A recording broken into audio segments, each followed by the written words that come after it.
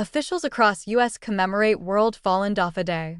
Officials across the United States extended greetings and congratulations to spiritual discipline Falun Dafa and commended its practitioners for their resilience in the face of brutal repression by the communist regime in China.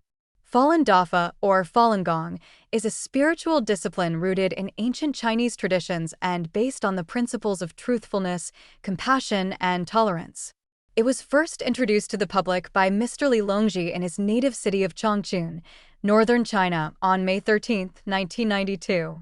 Now, it's practiced by people in more than 100 countries around the world.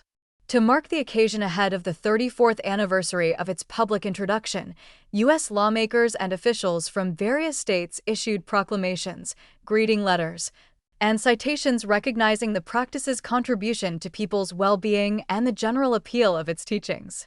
The Falun Dafa philosophy espouses the idea that when the heart is pure, the mind balanced, and the body energized, health and happiness are a natural outcome, says a resolution adopted in March by the New York State Senate to commemorate World Falun Dafa Day. Individuals have been empowered to leave behind addictions and bad habits, families to live in peace together, and communities to embrace what is virtuous and life-affirming. Many proclamations and congratulatory letters highlighted decades of volunteer work by practitioners providing free workshops for local communities. Falun Dafa practitioners offer free exercise instruction through free workshops and outdoor exercises sites, have profoundly touched the lives of many local residents, read a congratulatory letter from Pennsylvania's Senate of the Commonwealth. Many have found Falun Dafa to be life-enhancing and even life-saving.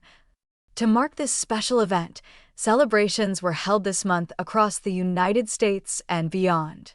In New York, thousands of practitioners marched across Manhattan in a parade on March 13th. Yet in its homeland, China, practitioners continue to face constant threats of arrest, arbitrary detention, slave labor, and physical and psychological torture by the Chinese regime.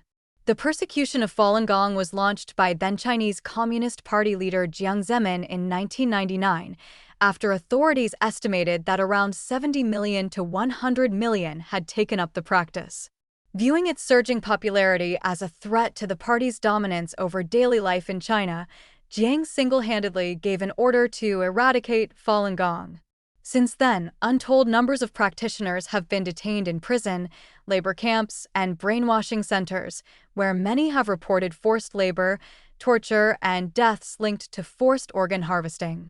A 2019 judgment by the China Tribunal in London concluded that forced organ harvesting had been happening on a significant scale under the CCP, with Falun Gong practitioners as the primary victims. A proclamation adopted in the Illinois State Senate in May to honor Falun Dafa Day stated that practitioners' determination and courage to stand up for truthfulness, compassion, and forbearance while facing severe persecution from the Chinese Communist Party has shown the world the value of life and human dignity. Maryland State House Speaker Jocelyn Payne-Melnick said the occasion also serves to recognize the perseverance of practitioners who continue to uphold their freedom of belief in the face of ongoing persecution in China, according to a May 13 statement in recognition of World Falun Dafa Day. Her message was echoed in a letter from U.S. Senator Ted Cruz. Occasions such as World Falun Dafa Day provide an opportunity to recognize the values of freedom of belief and cultural diversity, as well as the positive contributions of those who uphold these values each day, Cruz wrote. As we mark this period, let us remember the challenges and successes of the millions worldwide who observe this practice on this day.